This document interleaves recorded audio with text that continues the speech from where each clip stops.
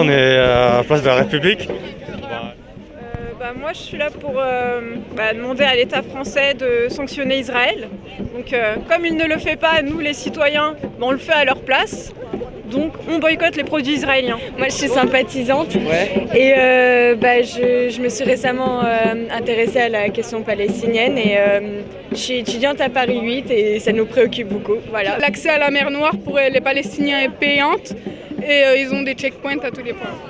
Le harcèlement quotidien des Palestiniens dans les rues de la Palestine. Voilà. Le boycott en Afrique du Sud a marché. Nelson Mandela est mort l'année dernière. C'est un exemple dont il faut s'inspirer. Et le boycott, c'est une action citoyenne, pacifique et non violente. Le boycott, c'est un outil. Si on veut déconstruire ce que le colonialisme et la situation d'apartheid que vivent les Palestiniens en Israël, nous n'avons pas d'autre choix. Si quelqu'un a une meilleure idée, qu'il nous la donne. Ça nous coûte aussi. Je suis d'accord que pour dire que ça nous coûte, il y a des chanteurs que j'aime beaucoup qui vont chanter en Israël, et je ne les écoute plus. Voilà, c'est parfois, mais ça se paye de militer quand même. Ça se paye, c'est pas quelque chose qui est facile.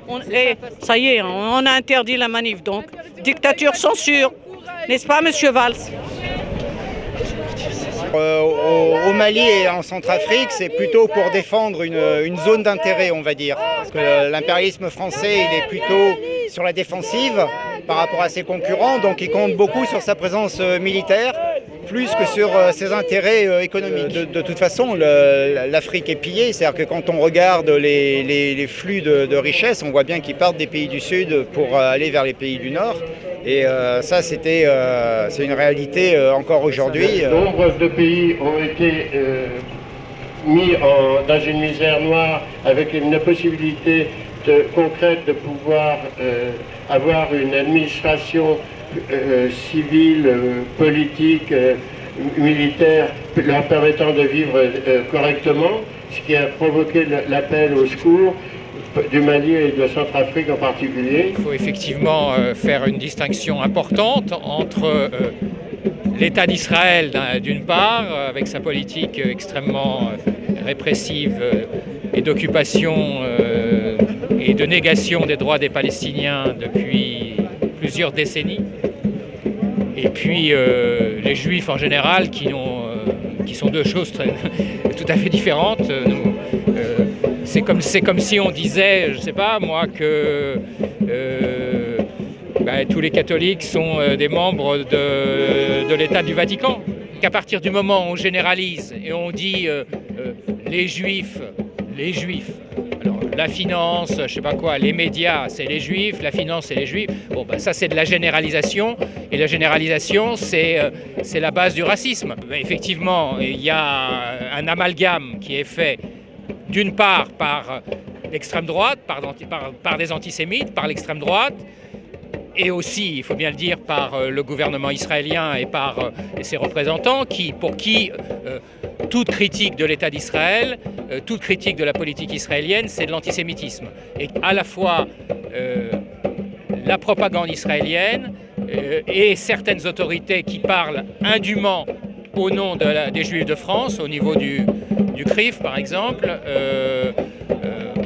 on considérait que finalement aujourd'hui, ce qui distingue un juif d'un antisémite ou un juif d'un mauvais juif, c'est le soutien inconditionnel à la politique israélienne. Je suis dans ce mouvement parce que je suis juive moi-même, enfin d'origine juive, tout à fait athée du reste, mais d'origine, donc j'ai porté l'étoile quand j'étais petite fille. Je n'ai aucune sympathie pour l'attitude du gouvernement israélien par rapport aux Palestiniens. Je n'ai pas dit contre Israël, Israël existe, je n'ai pas à le contester, mais contre la politique du gouvernement d'extrême droite israélien. Et je ne supporte pas qu'on puisse exploiter les peuples et prendre des terres aux autres. Je ne supporte pas qu'en notre nom, on fasse des actions militaires et des actions impérialistes. Quand je dis je suis antisioniste, on me dit « Ah, tu es antisémite !» Mais pas du tout. Je ne peux pas être antisémite puisque je suis d'origine sémite moi-même. Je ne suis pas antisémite, mais je suis contre le principe sioniste, je suis contre le principe d'un État religieux. Et moi, je viens justement dans la rue, je suis très contente de porter cette banderole pour montrer que tous les juifs ne sont pas forcément impérialistes et ne sont pas forcément occupants de la Palestine. C'est rien à foutre d'être juif ou autre. Mais quand je suis devant des antisémites, c'est classique. Et alors là, Vous êtes juif. je suis juif et je montre les dents. Parce qu'on ne supporte pas le racisme, on ne supporte pas la xénophobie.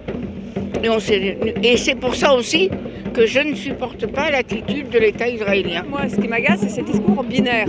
Pro, si on est pro, c'est qu'on est anti l'autre, etc. Non, on défend les droits des Palestiniens à l'autodétermination, ne plus vivre cet apartheid, ce qui ne veut pas dire qu'on est contre le peuple israélien et qu'on va vouloir faire sauter Israël. Il y a plusieurs catégories de juifs, il y a plusieurs voix juives, il y a différents niveaux sociaux chez les juifs. Non, le juif, c'est pas que Rothschild, non, et le juif, c'est pas non plus que le militaire israélien, etc. Eux, ils sont là, nos camarades de l'UJFP, Union Juive pour la Paix, ils sont là et ils sont très très courageux et politiquement très justes. Il est temps de se dissocier de cet amalgame. On a mis des années à déconstruire ce cliché. On peut être antisioniste, on peut même être juif et pas antisémite. Exactement. Oui, il est temps de le dire. Il ne faut jamais stigmatiser une population entière. Il faut critiquer le gouvernement, ses actions, mais ne pas se perdre dans un conflit personnel avec les membres d'une communauté.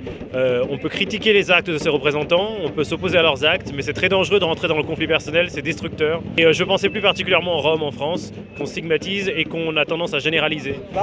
Française, hors d'Afrique, abat l'impérialisme et ses chiens de garde. Moi je suis là pour dire non au colonialisme. Ouais. Je pense c'est bien de regarder aussi le colonialisme des autres. Je pense qu'il faut aussi qu'à un moment qu'on fasse le point sur notre impérialisme à nous. Je pense que l'État français est bien implanté de partout, en Afrique et ailleurs. Et je pense qu'il y a un moment, il faut aussi qu'on puisse faire un peu notre autocritique aussi. Chez vous. Suis. Derrière, suivez, allez, oh. Abat l'impérialisme et ses chiens de garde. Troupes françaises, hors d'Afrique. Je pense qu'il faut désobéir, on n'a pas le choix. Ouais. Troupes françaises, hors d'Afrique. Il est fini le temps des colonies. Je pense que des fois ça serait normal de pouvoir désobéir, mais malheureusement peut-être qu'aujourd'hui on n'est pas assez.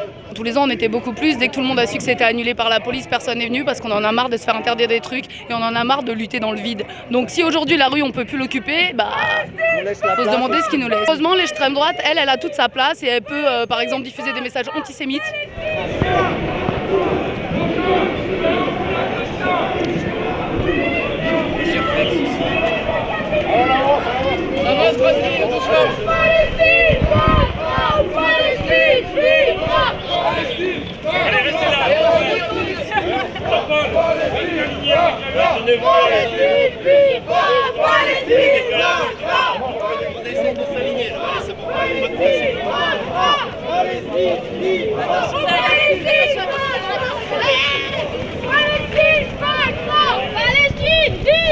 Il est grand lui, hein.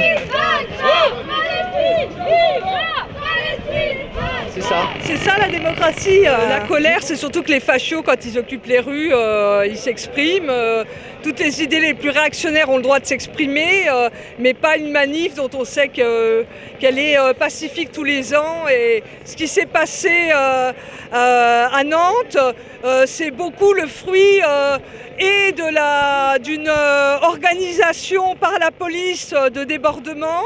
Et dans un sens très très fort, puisque beaucoup de gens pensent avoir vu des flics en civil, déguisés en black blocs, et maintenant c'est le prétexte pour empêcher toutes les manifs démocratiques. Et une, on reste là. Enfin de Palestine, c'est l'humanité. Mais doucement, allez sur le trottoir. Allez sur le trottoir. Doucement, allez sur le trottoir. Allez sur le trottoir. Les CRS font une répression d'une manif rituelle pour sortir du colonialisme alors qu'ils ont bloqué aucune manif des fascistes ces 6 derniers mois. C'est la première fois depuis 6 à 7 ans que nous organisons cette manif. C'est la première fois que la manifestation a été interdite. Nous avons marqué le coup en allant vers la rue de Magenta. Nous avons décidé de manifester malgré l'interdiction. La police nous a complètement encerclés. Nous avons résisté. Maintenant, comme nous ne voulons absolument pas d'incident, nous allons appeler à la dispersion, mais nous sommes toujours encerclés par la police. Alors, je fais remarquer quand même que même sous Chirac avec les sommets France-Afrique, même sous Sarkozy, jamais on avait interdit sur la place même de la République aux gens de manifester. Et je crois que là, ça pose un véritable problème de démocratie avec ce gouvernement. Police nationale!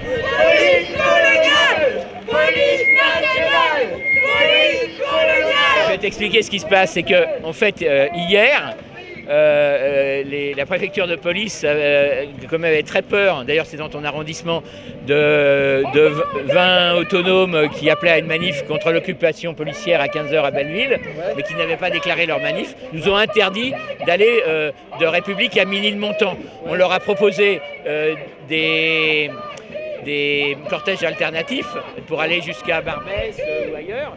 Ils ont tout refusé, ils nous ont dit non, simplement un rassemblement. Donc nous, on n'était pas d'accord, on s'est rassemblés, il y a eu des interventions de divers copains, et après on s'est mis en cortège pour aller par le boulevard Magenta. Et là, ils nous ont complètement bloqués, et ils nous en servent. Maintenant, ce qui est incroyable, c'est qu'ils veulent bien qu'on se disperse, mais pas tout de suite, parce qu'ils ont un problème de gestion de la circulation et de gestion de leurs propres troupes qu'ils ont amenées.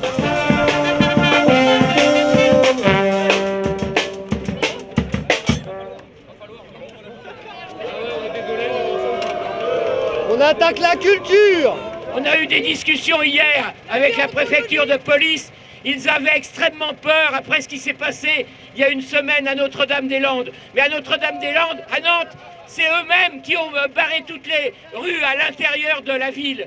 Et c'est eux qui ont eu la responsabilité de ces affrontements. Donc nous disons aujourd'hui, nous ne devons pas abandonner la rue à l'extrême droite ou aux fascistes. C'est à nous de continuer à manifester pour nos revendications. Nous sommes des anticolonialistes, nous sommes solidaires avec les peuples palestiniens, sahraouis, les peuples d'Afrique, les peuples colonisés par la France comme en Guadeloupe, en Martinique, en Kanaki. Et nous considérons que la bataille doit continuer et ce n'est pas ce gouvernement qui nous en empêchera. Merci. Bravo! Ouais! C'est absolument anormal qu'on interdise ce genre de manifestation. Ça fait des années qu'on le faisait. Il n'y a jamais eu de souci. Même les gouvernements de droite n'ont pas interdit la manifestation. Donc là, je vois pas. En plus, ce gouvernement, il sait très bien qu'on n'est pas dans la même situation qu'à Nantes. Il sait très bien qu'on est peu nombreux et qu'on est tout à fait organisé et pacifique. Donc c'est quand même une provocation parce qu'ils ne veulent pas de contestation de la politique de Hollande qui poursuit la politique de la France-Afrique. On t'a forcé à être manifestant, c'est ça? Désormais, t'es obligé de manifester, quoi. Ouais, c'est terrible, mais c'est monsieur qui m'a conseillé en fait. Hein. Très énervée, j'étais juste en train d'aller chez moi et en fait je suis passée par là pour voir par hasard ce que c'était parce que je voyais tous ces camions et tout ça, donc je voulais voir. Je suis allée parler à des gens pour leur demander pourquoi ils manifestaient et après je veux partir et voilà, je suis bloquée. T'as beau dire que tu faisais pas partie de la manifestation? Ah mais ils s'en foutent, ils me disent bah vous aviez qu'à pas rentrer. Mais même les gens qui n'ont pas du tout des têtes de militants, hein, j'en ai vu plein dans mon cas, hein, ils sont tous coincés. Il y a même un mec, il avait trop envie de pisser et tout, il en peut plus. Allez,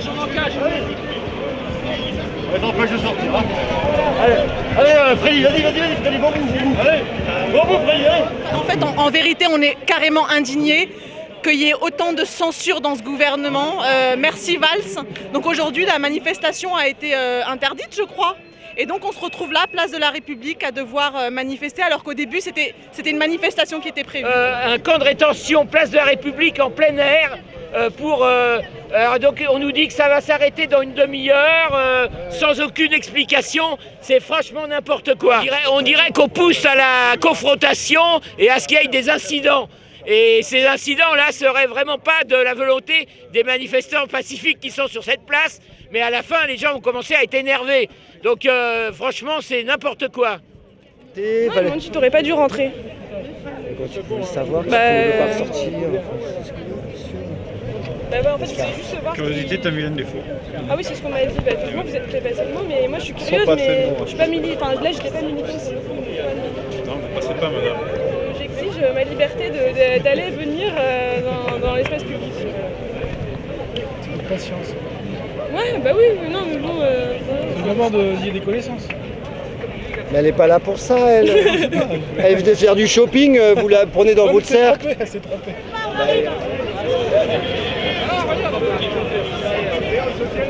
On se tient la main, 2 par 2.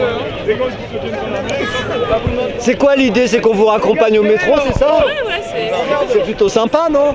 bon escorte.